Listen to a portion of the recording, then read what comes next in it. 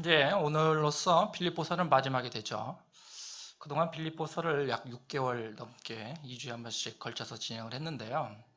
이제 필립보서가 어떤 의미를 가지고 있는지 예배에 참여하신 분들은 이해하실 수 있을 것입니다. 이제 필립보서를 이해하게 되면 바울 서신서의 맥을 어느 정도 잡게 됩니다. 바울 서신서는 그 내용이 유사하고 흡사한 내용들이 많이 이루어져 있습니다. 동떨어진 부분들도 많이 있지만 그러나 상당히 깊고 상당히 유익한 면들도 많이 있죠. 그렇기 때문에 바울 서신서를 다음에 갈라디아서를 할 텐데요. 그때도 계속 들으시면 성경을 보시는데 많은 유익이 될 겁니다. 토요일 날 우리 청년들에게 이제 창세기 끝나고 출애굽기에 넘어가지 않았습니까? 이제 그런 청년들과 얘기를 해보면 이제 성경의 맥이 어떻게 가고 있는지 약간 맛을 보기 시작합니다. 그렇죠. 성경이라는 것은 노력으로 되어집니다. 성경은 앞에서 목사님들이나 설교자들이 말씀을 선포하는 것만 가지고 자기의 삶에 적용할 수 없습니다. 자칫하면 단순 지식에 끝나고 말아가는 거죠. 그러니까 날마다 하나님의 말씀을 내 가슴속에 파묻혀 놓고 되새기면서 하나님과 동행하시는 삶을 살아야 한다는 겁니다. 오늘 말씀은 말 그대로 이제 바울이 빌립보 교회를 향한 끝 인사다라고 되어 있습니다. 얼핏 보면 바울이 빌립보 교회를 향한 그런 지속적인 관계, 그리고 원만한 관계, 서로 간의 그런 격려, 이런 차원에서 마무리를 짓는 듯한 인상으로 해석할 수도 있습니다. 그러나 바울은 그렇지 않습니다.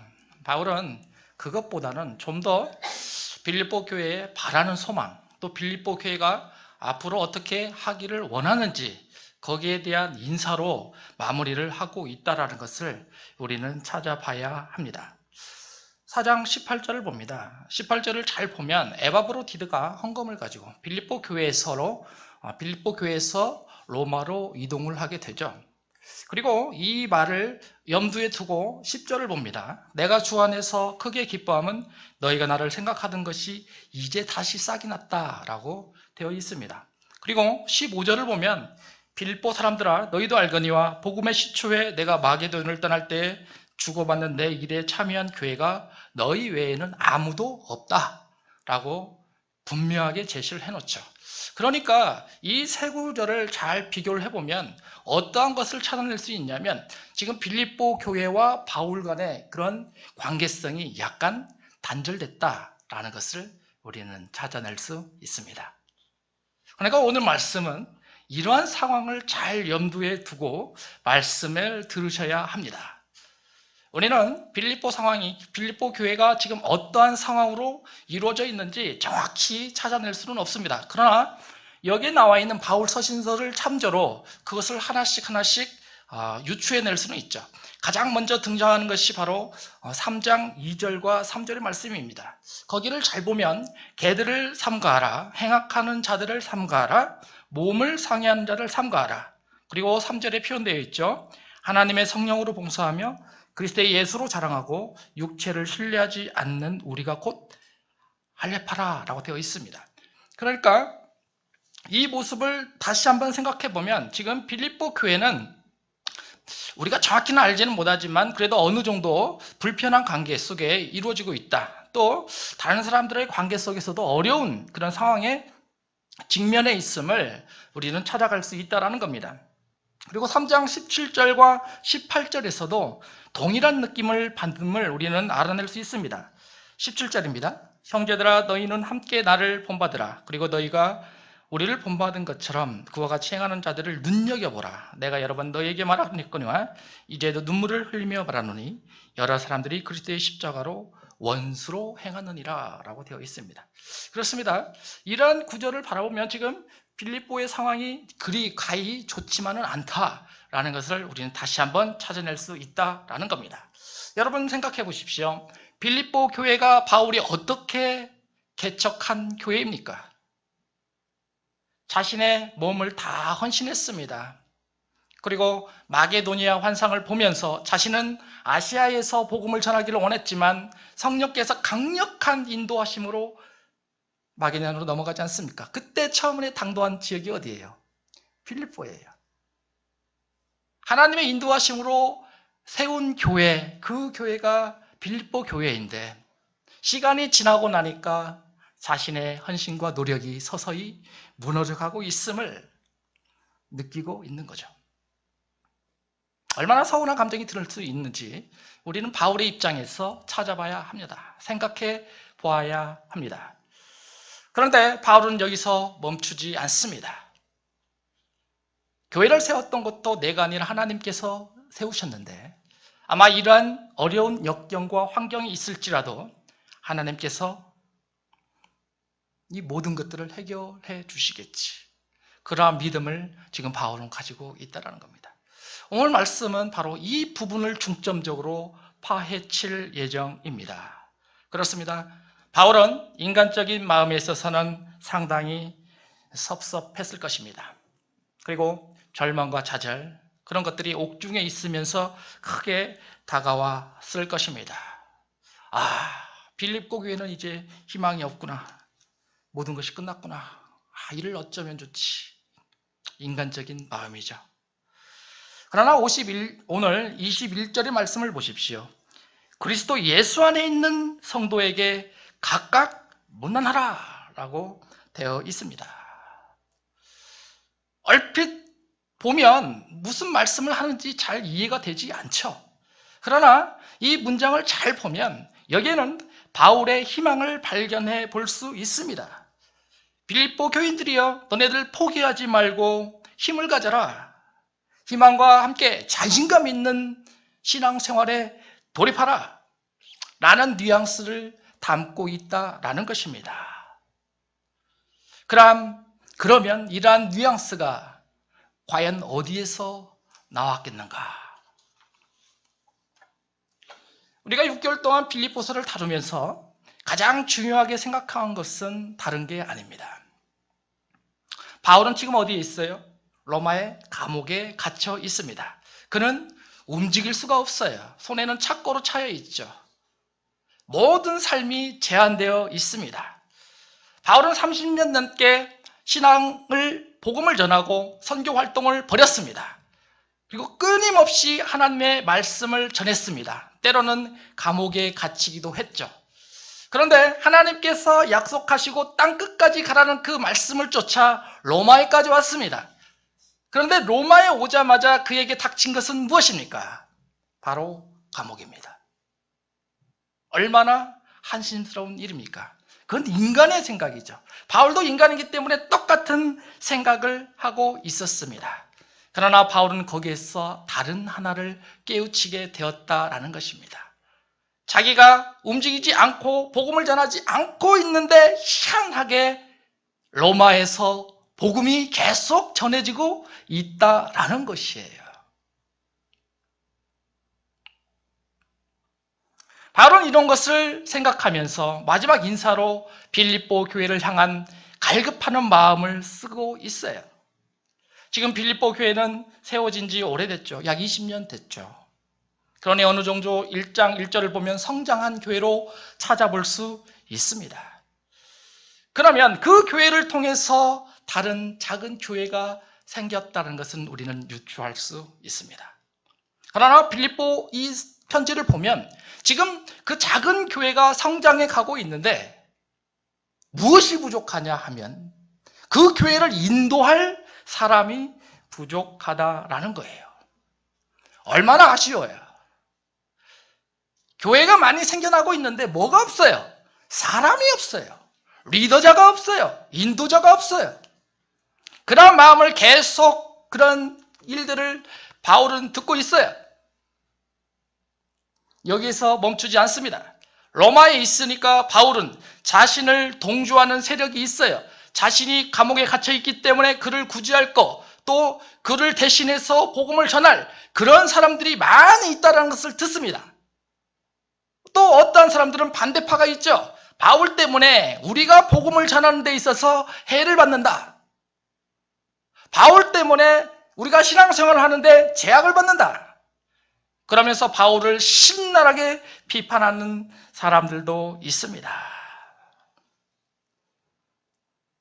이런 많은 일들 속에 바울은 더 큰 것을 하나 깨우치기 시작합니다. 그것은 다른 것이 아닙니다.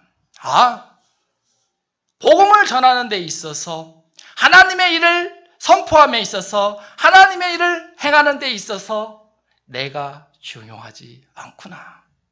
내가 그 자리에 있는 것이 중요하지 않구나 라는 것을 깨우치게 된 겁니다. 지금까지 자기가 복음을 전하고 이 생각을 하지 못했던 거죠.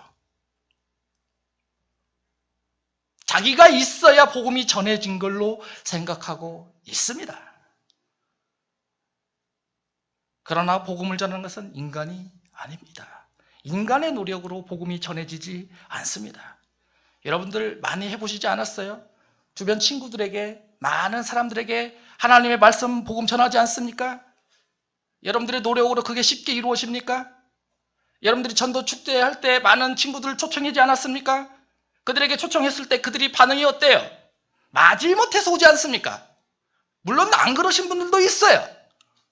그러나 그렇게 복음을 많이 설명해주고 그렇게 자세하게 하나님의 말씀의 좋음을 가르쳐줘도 그 사람들은 콧방귀도 안 껴요. 그게 현실이에요. 그렇습니다. 인간의 노력에 있어서 복음의 전파는 한계가 있습니다. 바울은 그걸 생각하고 있는 거예요.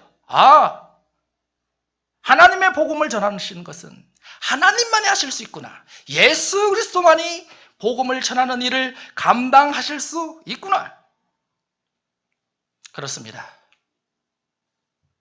우리는 이 모습 속에서 바울의 깊은 생각을 찾아내야 합니다. 바울은 지금 어떤 사람이에요? 하나님으로부터 선택을 받은 헌신된 일꾼이에요. 그런데 그런 헌신된 일꾼이 지금 무엇을 강조하고 있어요? 나는 복음을 전하는데 일조하지 못한다고 생각하고 있어요. 사람들은 어떻게 바라봅니까? 사람들은 신실하고 하나님의 종이어만 복음을 전하고 하나님의 말씀을 전하는 사람으로 인정하고 있어요. 그러나 바울의 생각은 전혀 다릅니다.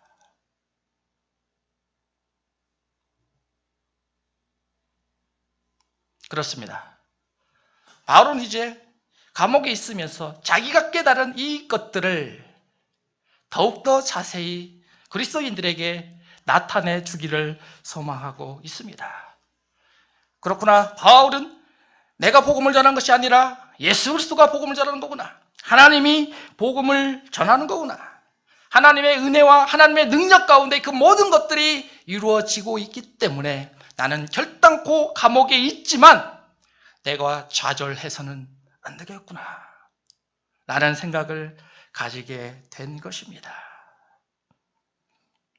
그렇습니다. 우리는 신앙생활을 하다 보면 계속적으로 인간적인 측면으로 신앙생활에 젖어들기 마련입니다. 그리고 인간적인 방법에 쫓아가기 시작하게 된다라는 것이죠. 그러나 오늘 말씀 듣는 여러분들은 이제 바울의 고백에 동참하실 줄 아셔야 합니다. 바울이 지금 강조하고 있는 고백이 무엇인지 마음속으로 깊이 생각하셔야 한다라는 것입니다. 창세기 14장에는 아브라함이 롯을 구하는 장면이 나옵니다. 단 지역에 4명의 왕들이 모였습니다. 그리고 소돔 지역에 5명의 왕들이 모였죠. 소돔에서 날마다 매년 단 지역에 있는 그 왕조들에게 공물을 바칩니다. 그러니까 속국이 되었던 거죠. 그러나 12년째까지는 그대로 행동을 했는데 13년째 그것을 단절시켜버린 거예요. 더 이상 공물이 오지 않으니까 손 좀 봐야 되겠거니 생각하고 단에 있는 4 왕들이 모여서 소돔까지 내려왔습니다. 그리고 전쟁을 치르게 되죠. 소돔과 고모라는 이제 거의 전쟁에서 패하게 됩니다. 그리고 공물들을 다 탈취하고 아브라함의 조카 롯도 또 그의 가족들도 다 끌고 단으로 올라갔죠. 그때 아브라함은 이제 그 소식을 접하게 됩니다. 그리고 자신이 데리고 있었던 312명의 뛰어난 군사들을 모집하죠. 그리고 쫓아갑니다. 단까지 갔습니다. 그리고 단 지역에서 전쟁을 해서 이겼습니다. 그리고 호바 지역까지 올라가서 아브라함의 조카 롯을 구해가지고 오죠. 샤웨 골짜기를 지나서 소돔에 왔습니다. 그때 소돔 왕이 나아갑니다. 그리고 아브라함을 환영해 주죠. 그때 그 옆에 있던 또 한 분의 왕이 아브라함을 환영합니다. 그분이 바로 멜기세덱입니다. 여러분들 멜기세덱은 히브리서 7장에 보면 자세히 나와 있지 않습니까? 족보도 없습니다. 이름도 없습니다. 가게도 없습니다. 그렇기 때문에 하나님의 천사, 하나님의 사람으로 우리는 생각합니다. 그 멜기세덱을 아브라함이 딱 봤을 때 아브라함은 이 전쟁에서 자기가 쫓아가서 전쟁에 승리한 것으로 생각했습니다. 그런데 생각해 보십시오. 315명과 몇만 명 되는 군사가 전투를 해서 이길 수 있겠습니까? 물론 기습작전을 통해서 이길 수는 있겠죠. 그러나 그건 쉽지 않습니다. 그런데 멜기세덱이 하나님께 간절하게 아브라함을 위한 축복의 기도를 전해줍니다. 그리고 아브라함은 그때 깨닫게 됩니다. 아, 전쟁에서 승리한 것은 내가 아니었구나. 하나님께서 나와 동행해 주셔서 이 전쟁이 승리하게 된 것이구나. 여호와 니시의 하나님, 하나님께서 나와 동행해 주시니 이 모든 것들이 이루어졌구나. 깨달은 거죠. 그리고 그때 아브라함이 한 게 뭐예요? 최초의 11조를 살레망, 즉 멜기세덱에게 바치게 됩니다. 그렇습니다. 지금 바울의 입장이나 아브라함의 입장이나 마찬가지죠. 복음을 전하는 바울도 하나님께서 동행하시니 복음이 전해지는 거죠. 싸움에서 승리하시는 아브라함, 자기가 한 게 아니죠. 하나님께서 함께 하시니까 이 전쟁에서 승리하게 된 것입니다. 이제 바울의 상황으로 다시 한번 들어갑니다. 바울은 이제 처절함, 좌절, 억울함, 절망 이러한 것들로 자기 자신의 모든 것들을 휘어 감싸고 있습니다. 후퇴하고 싶은 욕망이죠. 포기하고 싶은 욕망입니다.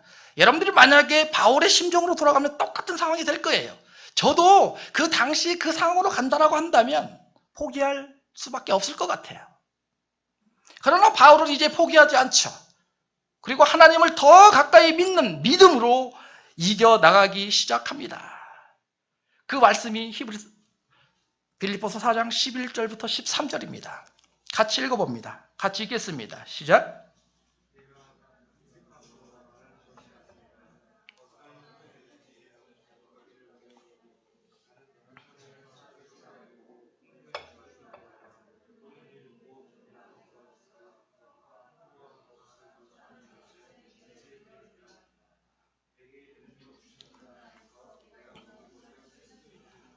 예, 무슨 의미입니까? 바울은 모든 것을 이길 수 있다라고 말하지 않습니다. 그것보다는 바울의 입장에서는 무슨 일이든지 당할 수 있다라고 말을 합니다. 배신도 당할 수 있다. 누명도 쓸 수 있다. 억울한 것도 당할 수 있다. 내가 살아가고 있는 가장 치욕스러운 일들도 당할 수 있다. 이런 뜻입니다.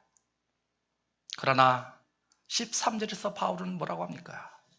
그러나 내게 능력 주시는 자 안에서, 그리스도 안에서 내가 모든 것을 할 수 있다. 이 바울의 담대함, 바울의 배짱, 우리가 찾을 줄 알아야 합니다. 그렇습니다. 바울의 모습을 살펴보니까 이제 우리가 이기는 것이 이기는 게 아니죠. 옳은 것이 이기는 것도 아닙니다. 우리가 틀렸을 때도, 우리가 잘못을 했을 때도, 우리가 다른 길로 가고 있을 때도 하나님은 거기에 대해서 말씀하시지 않습니다. 그리고 우리의 행위와 상관없이 하나님은 하나님의 방법을 쫓아갑니다. 이제 바울은 하나님께서 이 모든 것을 해결해 주신다. 더욱더 큰 확신을 갖게 됩니다. 3장 17절과 18절을 봅니다. 형제들아 너희는 함께 나를 본받으라. 그리고 너희가 우리를 본받는 것처럼 그와 같이 행하는 자들을 눈여겨보라. 내가 여러 번 너희에게 말하였거니와 이제도 눈물을 흘리며 말하노니 여러 사람들이 그리스도의 십자가의 원수로 행하였느니라. 그렇습니다. 바울은 이제 속으로 눈물을 흘리기 시작하지 않겠습니까? 지난 30년 동안에 투쟁하며 목숨을 걸며 환난과 어려움 속에서 이겨내가며 하나님의 복음을 전합니다. 그리고 깊이 생각합니다. 그리고 내가 이렇게 했던 것과 마찬가지로 빌립보 교인들이여 너희들도 이제 나를 본받으라. 권고하는 거죠. 빌립보 교인들이여 안일한 신앙생활에서 벗어나라. 1차원적인 신앙생활에서 탈피하라. 억울함 속과 비난이 앞길에 놓여 있으라도 그 길을 걸어가라. 왜냐하면 예수님께서 가셨던 그 길이 골고다의 길이고 십자가의 길이었기 때문에 나도 지금 그 길을 가고 있다는 거예요. 생각해보면 그 길로 가고 있는 바울, 빌립보 교인들이 그대로 가기를 원하고 있습니다. 그러면 현재 있는 우리는 어떻게 해석을 해야 하겠습니까? 우리도 똑같이 바울이 우리에게 던져주고 있는 이 메시지를 따라 그 길에 동참해야 합니다. 그것은 안란하고 편안한 길이 아니죠. 그것은 힘듦과 고난과 역경과 좌절과 죽음이 놓여져 있는 길입니다.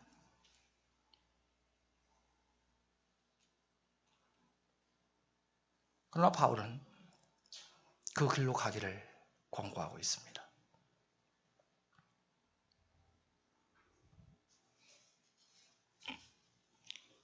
바울은 한동안 정말 섭섭했습니다. 왜? 그동안 나에게 물질적으로 후원해주고 정신적으로 기도해줬던 빌립보 교회, 그 교회가 왠지 모르게 한동안 소식을 끊어버린 거죠. 제가 주님의 영혼 홍보를 하면서 느낀 게 하나 있어요.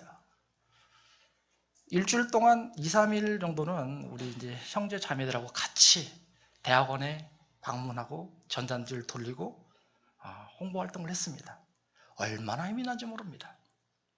근데 그 다음 주에는 자매 형제들이 시간이 없으셔서 저 혼자 갔어요. 그런데요, 너무 힘들어요. 두 분이 갔을 때, 세 분이 있었을 때는 힘들다는 것을 못 느꼈어요. 지금 바울이 똑같은 상황으로 느끼고 있는 거예요. 30년 동안 신앙생활을 했지만 바울은 동역자와 기도 없는 가운데 이런 것들을 할 수 없었다는 것을 표현하고 있다라는 겁니다. 에바브로 디도가 이제 오랜만에 헌금을 가지고 또 빌립보에 있는 소식을 가지고 편지를 가지고 바울을 찾아옵니다. 그렇습니다. 여러분 그 감정을 한번 느껴보십시오. 그러한 처절한 그런 심정 속에서 감옥에 놓여져 있는데 갑자기 생각하지도 않았던 사람과 편지와 물질이 자기 속에 오고 있다는 거예요. 얼마나 힘이 나겠습니까? 이것이 하나님의 방법입니다. 하나님의 은혜와 하나님의 성실하심과 하나님의 신실하심이 늘 바울에게 동행하고 있기 때문에 이러한 일들이 일어난 것입니다. 그래서 바울은 오늘 21절 말씀에서 뭐라 표현했냐면 그리스도 예수 안에 있는 성도라는 표현을 한 것입니다. 그렇습니다. 우리가 신앙생활 하다 보면 예수 그리스도 안에 잘난 사람도 있을 수 있습니다. 그러나 비겁한 사람이 있을 수도 있고 저질한 사람이 있을 수도 있습니다. 못난 사람도 있을 수 있습니다. 그러나 바울은 그것을 논하지 않습니다. 그 모든 것들을 예수 그리스도 안에 모두 다 싸그리 잡아서 맡겨버려라. 왜? 예수 그리스도 안에서 그 모든 것들이 역전할 수 있는 힘을 가지고 있기 때문이다. 라고 말을 하는 겁니다. 요한복음 3장 16절에 하나님의 세상을 이처럼 사랑하사 라고 표현하지 않습니까? 이 세상은 긍정의 세상만 있는 게 아닙니다. 악의 구렁텅이로 가득 찬 세상도 있습니다. 그러나 하나님께서는 이 세상 모두를 사랑한다 라고 말씀하십니다. 그렇습니다. 이 세상 모두를 예수 그리스도 안에 맡기셔야 합니다. 그리고 그 품에 묶어둬야 합니다. 여러분들이 그때 할 수 있는 큰 힘이 나타납니다.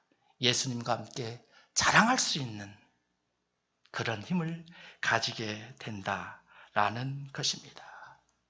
바울도 마찬가지죠. 이제 바울도 감옥 속에 있으면서 예수 그리스도와 나와 함께하고 있으니 내가 모든 것을 주님 앞에 맡겼으니 나도 이제 자랑할 수 있는 힘을 가지고 있구나 라고 표현하는 것입니다.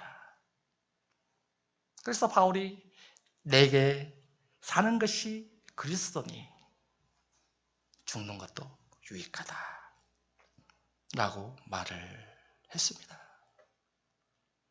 왜? 예수님께서 나를 살려주시고 나를 통해서 일을 하신다라고 한다면 나는 죽지 않겠다라는 거죠. 내가 더 살아서 예수님의 일하심을 나를 보는 그들에게 그대로 전해주고 싶은 바울의 심정이 여기 숨겨져 있습니다. 여러분, 바울이 이런 것들을 어디서 배웠겠습니까? 하나님께서 알려주셨겠습니까? 바울아, 너 이제 하나님께서 너 시간 오래됐으니 너 이렇게 생각해.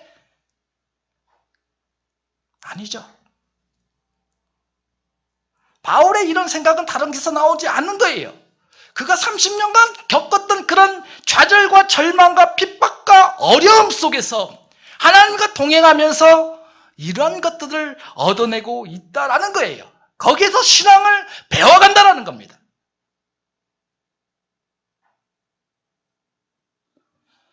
여러분, 바울이 고린도인 교인에게만 섭섭했을까요? 아니죠.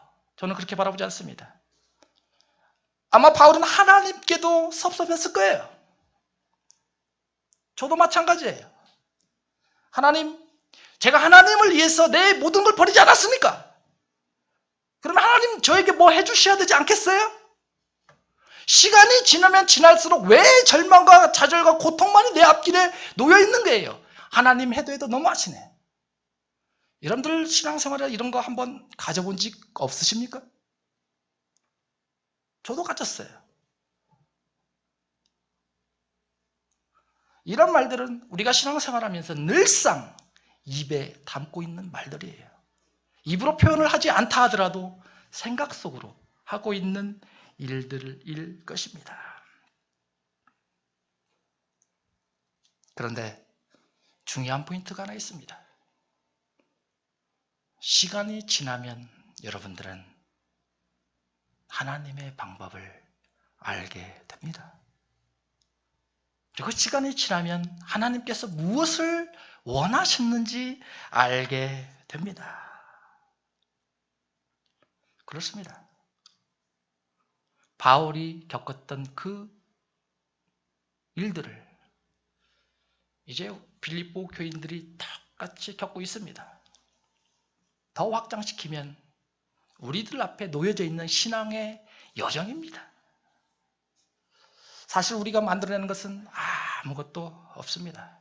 우리는 단지 만들어져 있는 것을 사용할 뿐입니다. 그러나 하나님께서 말씀으로 세상을 창조하시지 않았습니까?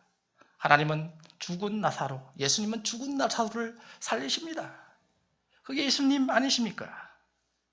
그렇습니다. 이런 권능자, 이런 능력자가 나와 함께 하시니 모든 것을 할 수 있는 것처럼 빌립보 교인들이여, 이제 하나님을 의지하라. 이것이 바로 빌립보 교회를 향한 바울의 사랑입니다. 여러분, 로마서 8장 28절을 다 기억하시지 않습니까? 우리가 알거니와 하나님을 사랑하는 자 곧 그의 뜻대로 부르심을 입은 자들에게는 모든 것을 협력하여 선을 이룬다. 만약 우리가 한 만큼만 하나님께서 보상을 받는다면 우리는 불평이 있을 수 없을 거예요. 그런데 하나님의 방법은 전혀 그렇지 않습니다. 하나님은 우리와 타협하지도 않죠. 여러분도 그거 느끼지 않아요? 내가 원하는 것을 하나님께서 주시는 게 아니라 하나님께서 원하시는 것을 우리에게 요구하십니다. 그렇기 때문에 우리는 늘 불편한 생각을 가질 수밖에 없습니다. 그렇습니다. 이러한 일들을 이겨내기 위해서는 다른 방법이 없어요. 여러분들 스스로가 깨져야 됩니다. 여러분들 스스로가 죽을 것 같습니다. 감당할 수 없는 고통이 내 앞길에 놓여져 있습니다. 그러나 하나님 입장에서 보면 그 길이 거기서 끝이 아니죠.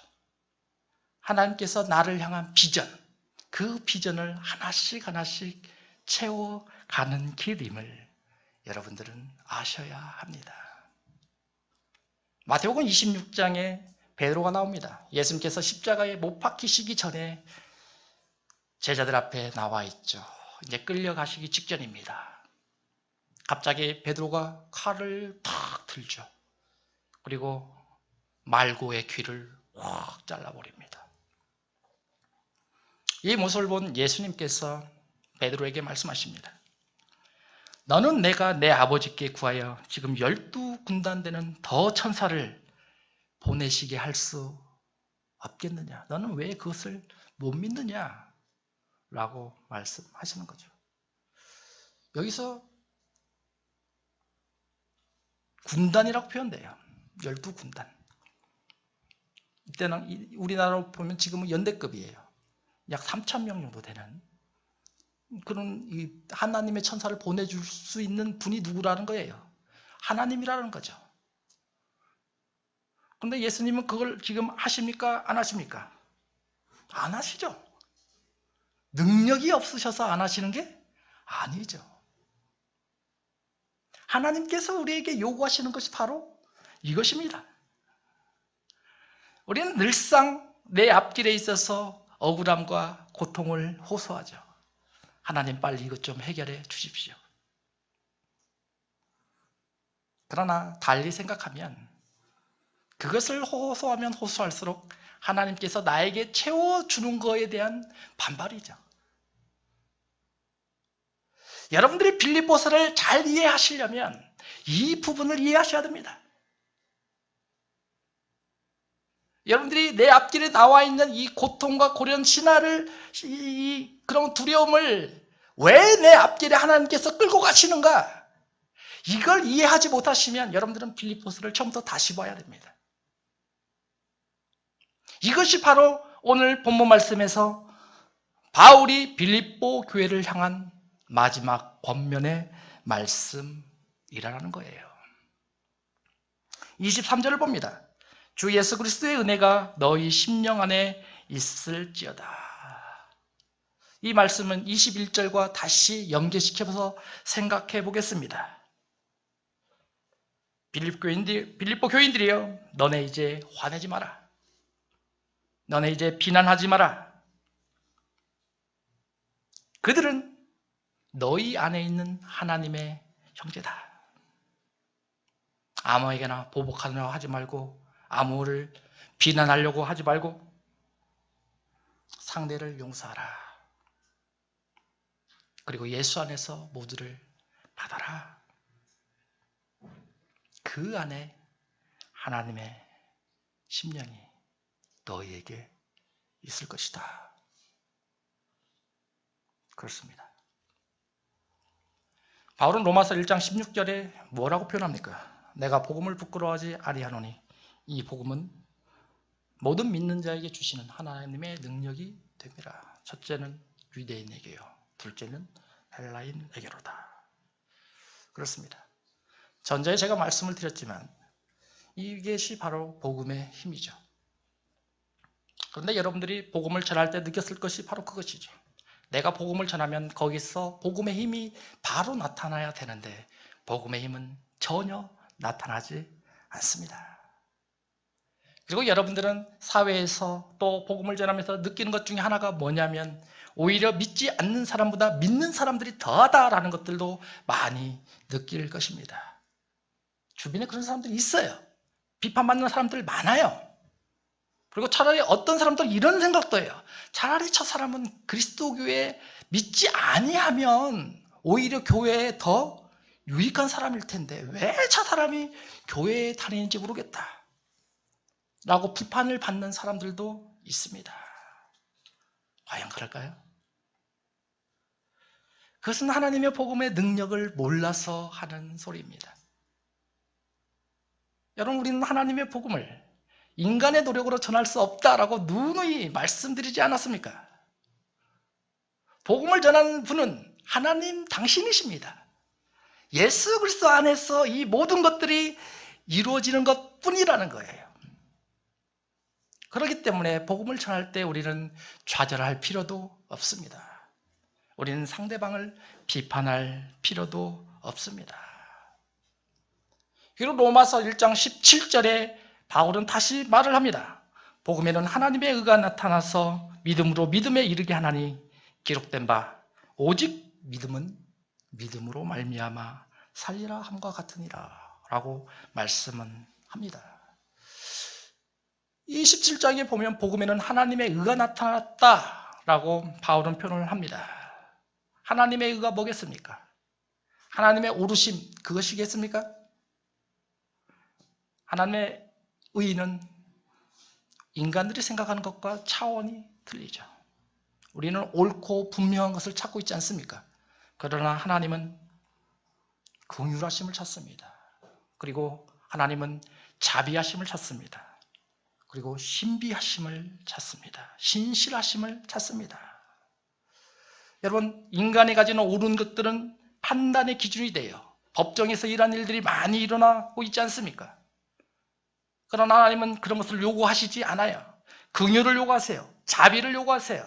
그리고 은혜를 우리에게 주신다라는 것입니다. 그렇습니다. 이런 맥락에서 바울이 지금 믿음에 이르게 한다라는 것들을 표현하고 있는 것이에요. 여러분들이 잘 알고 있는 구약의 율법을 다시 한번 상기해 보겠습니까? 우리가 율법을 어떻게 생각하고 있어요? 여러분들이 날마다 율법을 생각하면 이 율법을 통해서 내 생활에, 신앙생활에 제약을 받고 이대로 신앙생활을 해야 된다는 법적인 기준으로 생각하고 있지 않습니까? 그게 인간의 생각이죠. 하나님은 애초에 이 율법을 그렇게 바라보지 않았어요. 하나님은 우리에게 어떤 기준을 요구하시는데 그 목적을 향한 가장 큰 테두리가 도덕성이에요. 거룩한 삶을 살기를 하나님께서 요구하셨기 때문에 도덕적으로 타락하지 않고 하나님의 신자답게 하나님을 잘 알고 거기에 합당한 생활을 할 수 있게끔 만들어 놓은 게 바로 율법이다라는 것이죠. 그런데 많은 사람들은 율법에 대해서 제약성을 가지고 있죠. 율법에 자유롭지 못한 그런 생활을 하고 있습니다. 이러한 율법을 폐하러 오신 분이 누구세요? 예수님 아니십니까? 그런데 폐하러 오신 게 아니죠. 율법을 어떻게 하신다고 했어요? 오히려 완성하신다고 했어요. 하나님의 도덕성 거룩한 그런 삶을 살기 위해서 우리는 이제 율법을 버릴 필요가 없습니다. 율법을 준수해야 합니다. 그러나 예수님께서는 거기에 대한 자율성을 우리에게 주셨습니다. 제가 청년들에게 말씀드렸습니다. 10계명이 신약시대 오니까 몇 계명으로 줄어버렸어요? 2계명으로 줄어버렸어요. 하나님 사랑과 이웃사랑. 10계명은 1계명부터 4계명까지가 하나님 사랑 아니에요. 근데 압축시켜버린 거죠. 6계명부터 10계명까지가 이웃사랑이죠. 근데 그것도 압축시켜버린 겁니다. 법에 대해서 너무나 얽매이지 말고 예수 그리스도와 함께 자유로운 신앙생활을 해라. 여기에 담겨져 있는 메시지가 바로 율법이다라는 것입니다.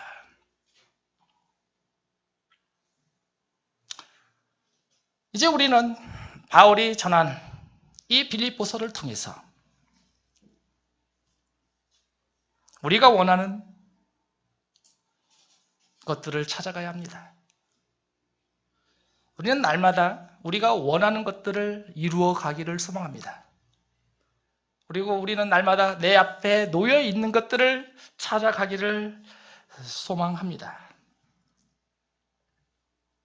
그러나 우리는 우리가 원하는 것과 내 앞에 놓여 있는 것들을 찾아갈 수 없어요. 타인에게 강요할 수도 없어요. 이런 모든 것들은 여러분들이 진정한 신앙인이라면 예수 그리스도와 동행하면서 하나님과 함께하면서 이루어 갈 수 있습니다. 그랬을 때 여러분은 이제 하나님의 든든한 백그라운드를 가지게 됩니다. 그리고 하나님을 자랑스럽게 생각하며 여러 사람 앞에서 내가 하나님의 사람이다 라는 것을 자랑할 수 있다라는 것이죠. 그리고 나 자신에 대해서, 그리고 이웃에 대해서, 그리고 교회에 대해서, 세상에 대해서 하나님의 일하심과 하나님의 능력, 하나님의 의와 긍휼과 신실하심에 대해서 나에게 큰 힘이 되심을 여러분들은 스스로 인정하시게 됩니다. 여러분들이 만약 이것을 거역하고 여기에서 탈피하게 되면 여러분들은 신앙생활에서 무너져 버릴 수밖에 없습니다. 이 말씀을 기억하시면서 바울이 빌립보 교회에 정말로 원했던 것은 무엇이었는가?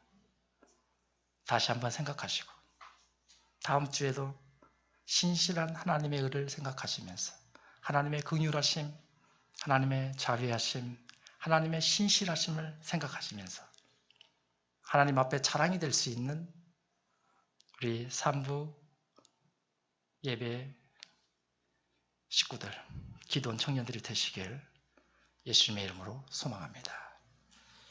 우리 찬양하고 기도할 수 있는 시간 갖도록 하겠습니다. 찬양은 아무것도 두려워하지 말라.